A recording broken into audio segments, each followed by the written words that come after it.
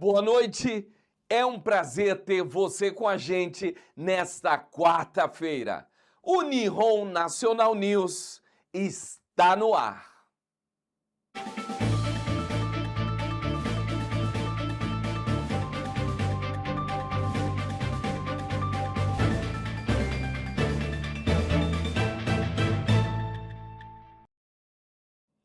Na edição de hoje, você acompanha tudo que marca o Japão, o Brasil e o mundo. Fique com a gente, o jornal começa agora. Nihon National News. Oferecimento especial. HBN, Connection BJ, BRJP Seguros e Nihon Classificados. Sonha em trabalhar e viver no Japão? HBN Tour é a sua ponte para oportunidades incríveis. Inscreva-se agora e dê o primeiro passo para uma carreira de sucesso. HBN. Para mais informações, acesse nosso site ou entre em contato pelo telefone ou através de nosso WhatsApp. BRJP Seguros. Faça seu seguro conosco e tenha tranquilidade. Tá na BRJP, tá seguro. Para mais informações, ligue ou envie uma mensagem no nosso WhatsApp. Você confere agora as principais notícias que agitaram o Japão. A reportagem é de C.E. Rodrigues.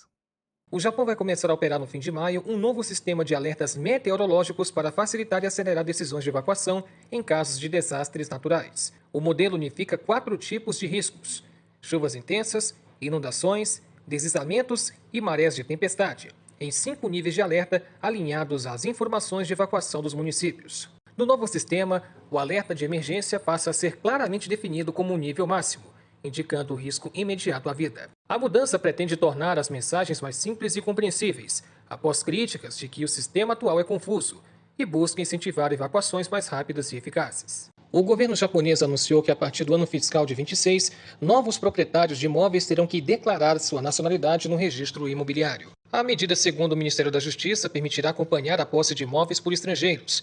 A informação não será pública e ficará restrita ao sistema interino do governo.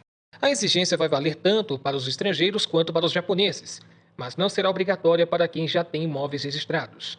Atualmente, estrangeiros representam cerca de 3% das aquisições de terrenos e imóveis no país, com maior presença de compradores vindos da China. O orçamento suplementar deste ano, que sustenta o novo pacote de medidas econômicas do governo, foi aprovado e promulgado no plenário do Senado com votos da coalizão governista e aliados. O total do orçamento geral chega a cerca de 18,3 trilhões de ienes, superando o do ano passado. O governo afirma que o foco principal é aliviar o impacto da alta dos preços, com subsídios para eletricidade e gás, apoio a alimentos e reforço de benefícios infantis, além de investimentos em inteligência artificial, indústria naval, defesa e diplomacia. A oposição criticou o volume do orçamento e o aumento da dívida pública, enquanto o governo destacou a necessidade de proteger o cotidiano da população e acelerar a execução das medidas já a partir do início do ano que vem. Mudando de assunto, você fica agora com as últimas informações do mundo com o nosso repórter Tiago Menezes. Uma possível trégua de Natal entre Ucrânia e Rússia ainda é incerta e depende de avanços em um acordo de paz. O presidente ucraniano Volodymyr Zelensky afirmou que Kiev apoia um cessar-fogo temporário, especialmente para interromper ataques contra a infraestrutura de energia durante o período natalino. Em resposta, o porta-voz do Kremlin, Dmitry Peskov, disse que tudo dependerá do eventual acordo mais amplo. Segundo Moscou, a Rússia dificilmente aceitará uma trégua se a Ucrânia buscar apenas soluções de curto prazo. O novo vídeo divulgado nesta terça-feira mostra um casal tentando desarmar um dos suspeitos minutos antes do ataque terrorista durante a celebração do Hanukkah na praia de Bondi, em Sydney. As imagens gravadas por uma câmera veicular mostram Boris Gurman, de 69 anos, entrando em luta corporal com o agressor, enquanto a esposa Sofia, de 61, se aproxima para ajudar. O casal russo-judeu foi morto a tiros e apontado como as primeiras vítimas do ataque, que deixou pelo menos 15 mortos. Em meio a uma crise política, a Espanha anunciou o lançamento de um bilhete único nacional de transporte público no valor de 60 euros. Inspirado no modelo adotado na Alemanha, o passe será válido em toda a rede do país e tem como objetivo reduzir os custos de deslocamento e aliviar a pressão sobre o orçamento das famílias. Para jovens com menos de 26 anos, a assinatura poderá ser reduzida para 30 euros. A medida passa a valer a partir da segunda quinzena de janeiro e inclui trens de média distância, serviços suburbanos e linhas de ônibus, incentivando viagens mais sustentáveis. Satélites da Starlink, empresa de Elon Musk, evitaram por pouco uma colisão com satélites chineses lançados pela Kaz Space, passando apenas 200 metros de distância. A SpaceX atribui o risco à falta de coordenação e de partilha de dados orbitais entre operadores. A empresa chinesa negou falhas e afirmou seguir protocolos obrigatórios de segurança. O caso reacende o alerta sobre a superlotação da órbita terrestre, que concentra milhares de satélites essenciais a serviços como GPS, previsão do tempo e sistemas financeiros, além do risco crescente de lixo espacial. Vamos falar sobre cultura? Confira os destaques da nossa agenda. A virada do ano é com a gente. Show da Virada Nihon e TV. Dia 31 de dezembro, das 22 horas a 1 hora da manhã, ao vivo no YouTube e no nosso site. Uma noite com rock, pagode, bossa nova, desafios, sorteios e uma contagem regressiva especial. A atração principal, Diego Taka. Você que é tarde pra me arrepender, inconsequente, fraco, eu traí você. Apresentação, Fumil Almeida. Show da Virada Nihon e TV. A gente espera por você. Você acompanha agora os assuntos que ganharam repercussão no Brasil com o nosso repórter Felipe Vital. É com você, Felipe. Um forte temporal provocou diversos estragos em Juiz de Fora, na zona da Mata Mineira, na noite desta última segunda-feira. Em cerca de 1 hora, foram registrados aproximadamente 112 milímetros de chuva, volume que corresponde a quase 1/3 da média histórica de todo o mês no município. Com a intensidade da precipitação, ruas ficaram completamente alagadas, crateras se abriram em diferentes pontos da cidade e moradores chegaram a ficar ilhados sobre ônibus. O Corpo de Bombeiros foi acionado para realizar resgates em áreas atingidas pela enxurrada. Diante desse cenário, o Instituto Nacional de Meteorologia emitiu um alerta laranja, que representa perigo para toda a região.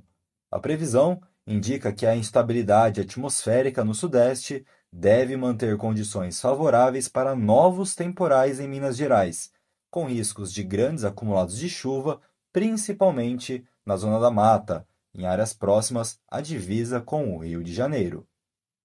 O prefeito de São Paulo, Ricardo Nunes, do MDB, declarou apoio à candidatura do senador Flávio Bolsonaro, do PL, à presidência da República em 2026. A afirmação foi feita durante entrevista ao programa Roda Viva da TV Cultura, exibida nesta última segunda-feira. Questionado se o apoio que daria ao ex-presidente Jair Bolsonaro se estenderia ao filho mais velho, caso o ex-chefe do executivo não possa disputar o Planalto, Nunes foi direto ao afirmar que o projeto vale também para Flávio Bolsonaro. Segundo o prefeito, o senador terá agora o desafio de construir pontes políticas e consolidar alianças, em um papel semelhante ao que ele próprio exerceu na eleição municipal de 2024. Durante a entrevista, Ricardo Nunes também avaliou o cenário eleitoral de 2026 e disse considerar possível uma vitória de centro-direita sobre o presidente Luiz Inácio Lula da Silva, citando a rejeição ao petista e críticas à condução da economia. O prefeito ainda ressaltou o peso político de Jair Bolsonaro, mesmo que fora do cargo.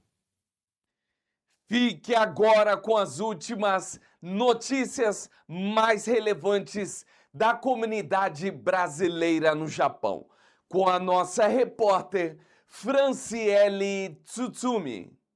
No último dia 13 de dezembro, em Toyohashi, na província de Aichiken, uma história que vinha sendo construída nos bastidores ganhou voz, forma e registro.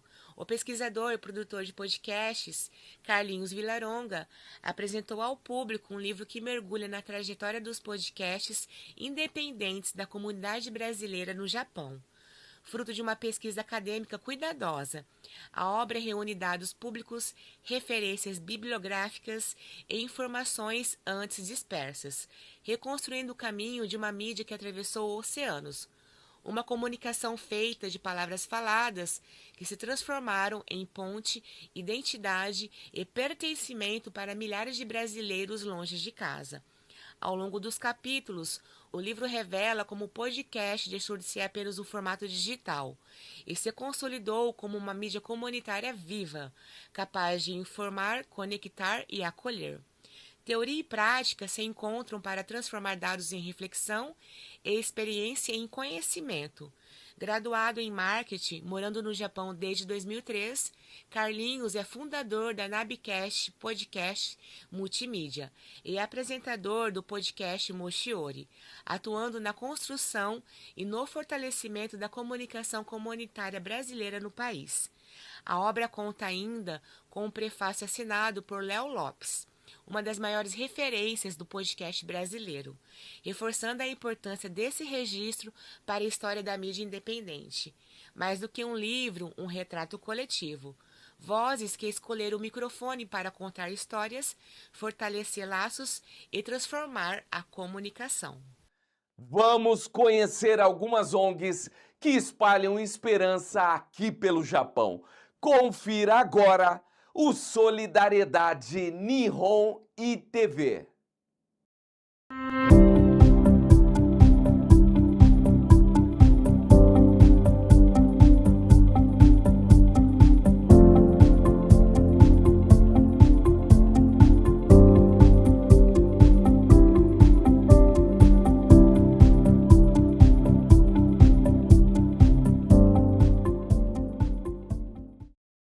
O Nihon National News vai ficando por aqui e eu quero te agradecer.